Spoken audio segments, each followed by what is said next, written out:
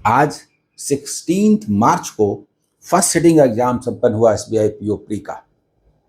SBI क्या कर रही है? क्वांट का ये हाल कर दिया है उसने कि इंग्लिश दां लोगों को बुला के बेइज्जत करने का इरादा है। सचमुच इसकी सीटें नहीं भरेंगी। चलिए इस पर बाद में बात करेंगे। आज इस वीडियो में बात करते हैं कि आखिर इस फर्स्ट सिटिंग में हुआ क्या। आई देखिए, मैं बताता हूं, एनालिसिस करूंगा, लेकिन पहले ही बता देता हूं, गुड अटेम्प्ट्स, कट ऑफ नहीं, good attempts. English language comparatively easy रहा। इजी नहीं है, कंपैरेटिवली इजी है। इसमें अगर आपने 20 से 22 का स्कोर किया है जनरल कैटेगरी में, जनरल प्री में, जनरल, ईडब्ल्यूएस और ओबीसी का कट ऑफ लगभग एक रहता है। लास्ट ईयर ऐसा ही था। उम्मीद करते हैं कि इस बार भी ऐसा ही रहेगा। न रहा तो 1 मार्क कम हो सकता है। तो 20 to 22 अगर उन्होंने इंग्लिश में बनाया है, एक ऐसे स्टूडेंट से जिसका सब कुछ नॉर्मल है, कोई वीक नहीं है, कोई स्ट्रांग नहीं है, तो जो पेपर है उसमें जो आप अटेम्प्ट लेंगे उसका यही लेवल बनता है, इंग्लिश 20 to 22। लेकिन जिसकी इंग्लिश वीक है उसका इतना भी नहीं होगा, जिसका स्ट्रांग है वो इससे ज़्यादा करेंगे। आप समझ रहे हैं मैं कहना क्या चाह रहा हूँ? अगर हर सेक्शन में एवरेज आप हैं, बराबर हैं, तो आपका स्कोर क्या बनता है, लेकिन ओवरऑल स्कोर वही रहेगा। Good attempt, not cut off, good attempt. Quant mathematics में 14 to 16 is good attempt, good attempt, बढ़िया है। और रीजनिंग एबिलिटी में 20 to 22 good attempts, good attempts. अगर आपका ओवरऑल गुड अटेम्प्ट्स 94 to 60 है, इसके बीच आपका अटेम्प्ट है। अटेम्प्ट है मतलब अब अगर आप 5 गलत कर देंगे तब तो चौपट हो जाएगा ना। 5 गलत कर देंगे तो 49 हुआ, और कम, और उसमें सवा कम से कम कटेगा तो 47.75 हो जाएगा, बहुत कम हो जाएगा। इसलिए मैं कट ऑफ की बात नहीं कर रहा हूं, गुड अटेम्प्ट कह रहा हूं, जिसमें एक या दो एरर मान के चल रहा हूं, एक या दो एरर मैक्सिमम। अगर एक या दो एरर के साथ आपका स्कोर जनरल कैटेगरी, ओबीसी और ईडब्ल्यूएस में 54 to 56 होता है तो गुड अटेम्प्ट है, सिलेक्शन की पूरी संभावना है, चिंता करने की बात नहीं है, मेंस की तैयारी कीजिए। लेकिन कट ऑफ इससे कम होगा, और कैटेगरी वाइज कट ऑफ का मेरा अनुमान है ये। जनरल कैटेगरी में कट ऑफ 48 to 50 होना चाहिए आफ्टर डिडक्शन, 48 to 50 होना चाहिए इस फर्स्ट शिफ्ट के मुताबिक। हालांकि नॉर्मलाइजेशन होगा, और मुझे लगता है कि ये टफेस्ट शिफ्ट है या one of the toughest shift है। तो जो भी स्कोर आपके होंगे वो कुछ न कुछ इंक्रीज करेंगे आफ्टर नॉर्मलाइजेशन। ईडब्ल्यूएस और ओबीसी का मैं वही मानता हूं, क्योंकि लास्ट ईयर वैसा ही था। फिर भी हो सकता है कि हल्का सा कम हो, 0.5 वगैरह, ठीक है। एससी में अगर 40 to 42 आप करते हैं तो आपके पास करने की पूरी संभावना बनती है, ये कट ऑफ होना चाहिए। और एसटी कैटेगरी में 34 to 36 ये कट ऑफ होना चाहिए। लेकिन ये कट ऑफ का मतलब क्या है? आप सोच करके आते हैं कि मैंने अपना अटेम्प्ट लिया, लेकिन उसमें सही कितना हुआ, गलत कितना हुआ। एक्यूरेसी बहुत मैटर करती है, इसलिए अटेम्प्ट विथ एक्यूरेसी का ही मतलब है। अब आप देखेंगे क्वांटिटेटिव एप्टीट्यूड, अरे इसने तो रुला दिया है।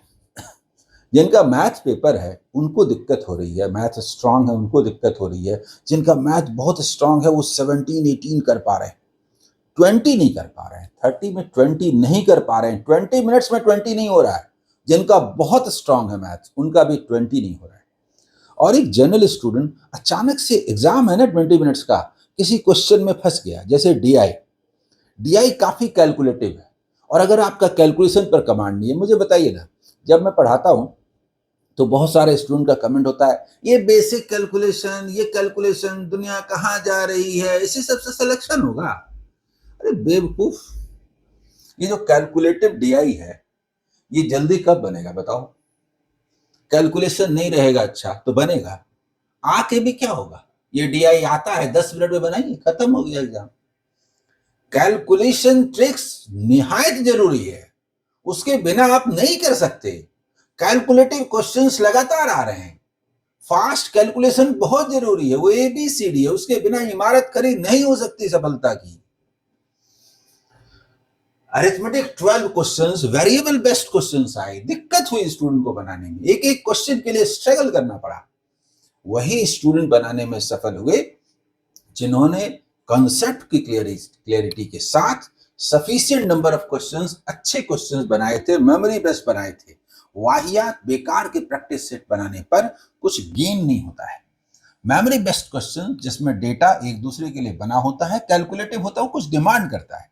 अगर आपको लगता है कि कैलकुलेटिव है तो इसका मतलब है कि शायद आप डेटा को समझ नहीं पा रहे कि डेटा क्या डिमांड कर रहा है। आप समझ लेंगे तो कैलकुलेशन इजी हो जाएगा, नहीं समझ पाएंगे तो बेकार का कैलकुलेशन करते रहेंगे। वर्ड प्रॉब्लम्स के ये 12 क्वेश्चन यही प्रतिमान सामने रखते हैं। नंबर सीरीज कोई बहुत इजी नहीं आया। अरे SBI PO का प्री एग्जाम है, कोई मेन एग्जाम है। मेन एग्जाम में भी नंबर सीरीज आते हैं, लेकिन प्री में भी नंबर सीरीज बहुत इजी नहीं था। ये 3 क्वेश्चंस आए, बनाना उतना आसान नहीं था, लेकिन जिन्होंने 400-500 क्वेश्चन मिसिंग नंबर सीरीज के बनाए हुए हैं, मेरा स्लोप मेथड जिनको आता है, वो इस 3 में 3 नंबर सीरीज के क्वेश्चन अवश्य बनाएंगे। और DI, तो जो DI सीरीज में चला रहा हो रात में 10 बजे, वो DI सीरीज को जो फॉलो कर रहे हैं, वो सभी 3 के 3 DI बना सकते हैं। डिपेंड करता है कि उन्होंने उसको कितनी बार देखा और उनका कैलकुलेशन करने का तरीका बदला या नहीं, सही हुआ या नहीं, सही ढंग से कैलकुलेशन कर पा रहे हैं नहीं, ये बहुत मैटर करता है। सही कैलकुलेशन ट्रिक्स के साथ, सही वे के साथ, कॉन्सेप्ट की क्लियरिटी के साथ जिन्होंने इस DI को बनाया है, वो 100% एक्यूरेसी के साथ बनाया है और वो अच्छा करेंगे। लेकिन ये एग्जाम है, हर स्टूडेंट एग्जाम के दिन उस तरह से तैयार हो जाए कोई जरूरी नहीं है। घर में बनाना और एग्जाम में बनाना एक बात नहीं होती। इसीलिए तीनों DI बन सकता था, लेकिन एग्जाम में जो एक्सपेक्टेड है तीनों DI आप नहीं बना सकते, 1 से 2 DI बना सकते हैं। कैसलेट DI या दोनों DI या जो भी, नंबर सीरीज तो तीनों बनेगा। अरिथमेटिक में 7 से लेकर के 10 तक आप बना सकते हैं। मतलब जो बहुत अच्छे से प्रैक्टिस करेंगे वो तो 25 भी पहुंच सकते हैं। लेकिन ये एग्जाम है प्यारे, 20 मिनट में बनाना है, आसान नहीं है। ज्यादातर स्टूडेंट 10-12 में जाके अटक गए। अगर किसी ने गलती कर दी तो उनका 6-7 पर भी हो गया, 6-7 भी हो गया, आपके हाथ में भी नहीं रहा। इस DI ने, कैसलेट ने फंसा दिया, फंसे रह गए, 10 मिनट गुजर गया, बना भी नहीं। उसके बाद क्या करेंगे? मुश्किल से 7-8 क्वेश्चन और। एग्जाम में ऐसा होता है, इसीलिए कट ऑफ कम होना है और जो मैंने बताया वही कट ऑफ रहेगा। इसमें 10-12 क्वेश्चन बना लेना भी अच्छी बात है। मैथ्स का ऐसा ही है। मुझे तो अफसोस हो रहा है कि SBI ने इंग्लिश ना लोगों को पकड़ करके ले आया SBI का एग्जाम देने के लिए।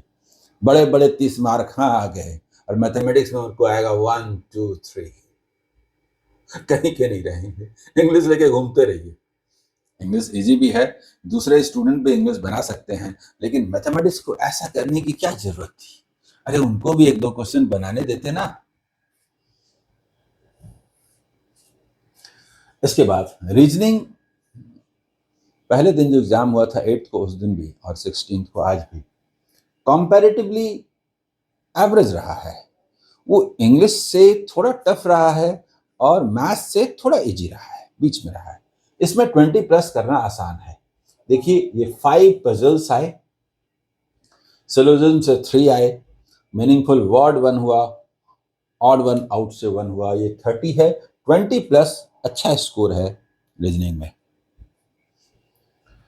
और इंग्लिश कंपैरेटिवली इजी है। अच्छी बात है कि जो इंग्लिश दां हैं सिर्फ वही नहीं बनाएंगे, जो दूसरे लोग हैं वो भी बनाएंगे। जिन्होंने भी पहले से पता था कि इंग्लिश का वेटेज ज़्यादा है, मैंने कहा भी था कि इंग्लिश पर जोर दीजिए, तो जिन लोगों ने भी इंग्लिश को पढ़ा है वो 20+ कर पाएंगे। एक ऐसा स्टूडेंट जिसका इंग्लिश बहुत स्ट्रांग नहीं है, वो 20+ कर पाएंगे और यही उनको बचा ले जाएगा। 17, 18, 19 ये भी बुरा नहीं है, ये भी पास करेंगे। असल में तीनों सेक्शन में अच्छा करना आसान नहीं है। जैसा हम चाहते हैं वैसा ही नहीं होता। वो एग्जाम है, कुछ न कुछ कोई न कोई सेक्शन ऐसा हो ही जाता है जिसमें गड़बड़ी हो और इसीलिए ओवरऑल कट ऑफ कम होता है। मैं जो सीरीज चला रहा हूँ रात में 10 बजे, DI सीरीज, उसको जरूर देखिए। वो SBI क्लर्क मेंस के लिए है, तो इसके प्री के लिए तो एकदम 100% सटीक है। SBI PO के लिए भी वही रात में 10 बजे चलता रहेगा। आप उसको जरूर देखिए, आपको सक्सेस जरूर मिलेगा। बस जो अगला शिफ्ट है, आने वाला शिफ्ट है, वो स्टूडेंट से उनसे ये आग्रह है कि आप डरिए नहीं, कॉन्फिडेंस रखिए और जो आता है उसको परफॉर्म कीजिए। कम बन रहा है कोई बात नहीं, ये बात सबों के लिए है। जिनका संतुलन बना रहेगा वो एग्जाम में अच्छा करेंगे। Okay, all the best, bye.